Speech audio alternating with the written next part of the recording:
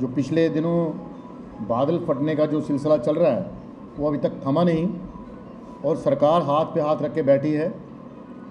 और हम ये देख रहे हैं कि जिस तरीके के इंतज़ाम, जिस तरीके की एडमिनिस्ट्रेशन के अंदर हलचल होनी चाहिए वो बिल्कुल नहीं। लोगों को किसी भी तरीके की कोई राहत नहीं है।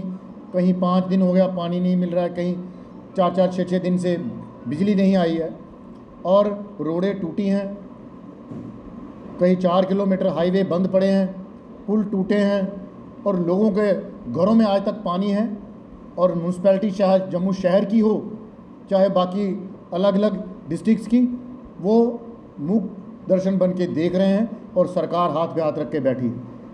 मुझे आपसे ही पूछना है कि कितने ही मंत्री लोगों के घरों तक पहुँचे हैं और कितने ही लोगों को आपने उनके पास जाते हुए देखा। लोगों को भगवान भरोसे छोड़ दिया है। अगर ऐसे ही चलता रहा तो एक विद्रोह जो है सरकार के खिलाफ आ सकता है और आज सरकार की लोगों को ज़रूरत है, उनके साथ उनके पास पहुंचने की ज़रूरत थी, चाहे वो J&K की सरकार हो चाहे दिल्ली की सरकार हो।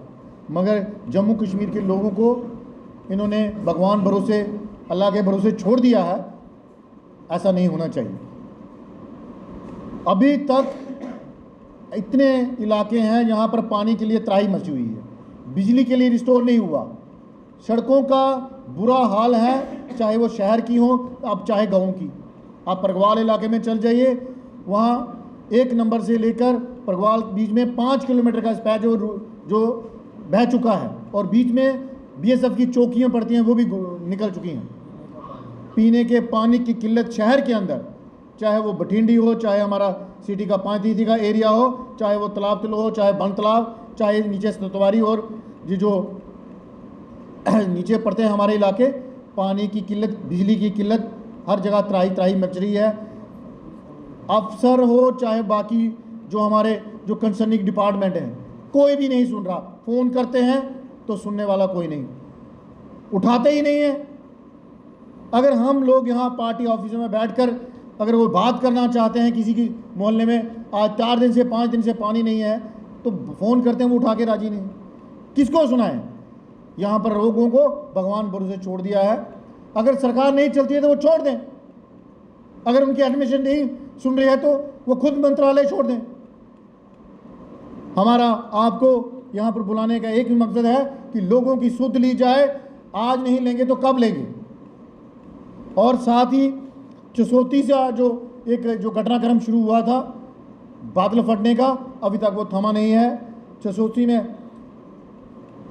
अभी तक आंकड़ा वो सामने आया 100 से ज़्यादा ही है, वो अभी तक क्लियर नहीं हुआ। कठुआ में जो देखने को आया, गुजर बस्ती में 5 लोग वो मारे गए, घर उनके बह गए। मनहास एक मोहल्ला है, पूरे के पूरे घर अभी तक वो मलबे में दबे हुए हैं। और उसके बाद आपने तभी का जो देखा, यहाँ पर जो उग्र रूप हमने देखा, कम से कम 10,000 लोगों के घर इफेक्टेड हुए हैं और 1000 के करीब वो लोग घरों में रहने के काबिल नहीं और 500 से ज़्यादा जो मकान है वो टूट गए या बह गए और उनकी कोई भी किसी ने भी सूद नहीं ली। अभी तक तहसीलदार और SDM उनके लोगों के घरों में जाकर नुकसान का जायजा भी नहीं वो ले पाए। कैसे होगा? कैसे जिएंगे वो लोग? आज जम्मू कश्मीर के अंदर जो हमने देखा, माहौर में कल रात को बादल फटा है, 7 फैमिलीज मलबे में दबकर वो चल बसे। और रामबन में और बाकी जगहों पे अभी तक बादल फट रहे हैं। ऐसा क्यों हो रहा है? कंसर्निंग डिपार्टमेंट क्या सो रहे हैं इन चीज़ों का पता लगाने के लिए कि जम्मू कश्मीर के अंदर रिकॉर्ड तोड़ इस बार बादल फटे? ऐसा क्या कारण है? और इन कारणों का पता लगाना होगा, नहीं तो हम यहाँ राम भरोसे नहीं रह सकते। इस भगवान भरोसे रखेंगे तो लोगों को मरने के लिए नहीं छोड़ सकते। ये सरकारों की जिम्मेदारी है, वो कंट्रोल जैसे मर्जी करें। और जो माता वैष्णो देवी के 34 लोग वहाँ पर, किन लोगों ने परमिशन दी थी, किन लोगों ने उनको जाने दिया? जो कीमती जाने थी, पूरे हिंदुस्तान से लोग आकर माता देवी के दर्शन करते हैं, वो वर दुआएँ लेने के जाते हैं और उनकी यहाँ से डेड बॉडीज वापस जाती हैं।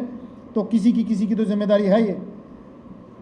LG साहब सीएम साहब की ड्यूटी लगाएंगे, सीएम साहब एलजी साहब की ड्यूटी लगाएंगे, तो बता दीजिए कि जिम्मेदारी है किसकी, किन लोगों की वजह इनकी कीमती जाने गई हैं।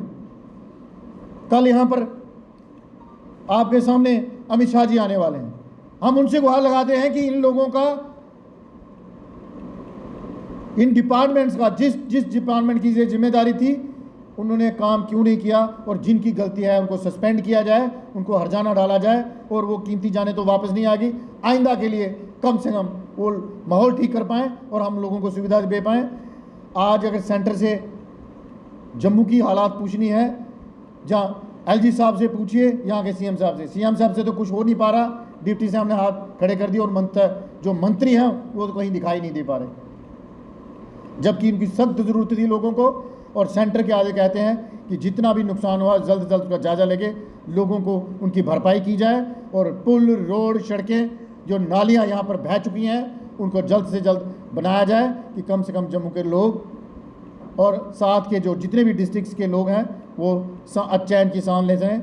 और सबसे बड़ी बात है, जम्मू शहर के अंदर बिजली और पानी की किल्लत है। रूरल में तो आज कितने दिन हो गया पानी नहीं मिल रहा, बिजली नहीं मिल पा रही, और जितने भी ये लोग पीडीडी हो, पीएचई हो, सबसे ज़्यादा इन लोगों की ज़रूरत है कि लोगों को कम से कम पानी की और बिजली की जो किल्लत से दूर किया जाए। और पीपल्स डेमोक्रेटिक पार्टी की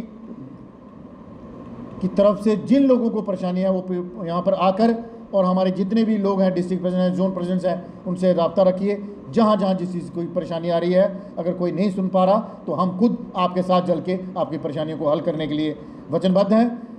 एक बार आप सबका यहाँ पर आए, आपका बहुत बहुत शुक्रिया।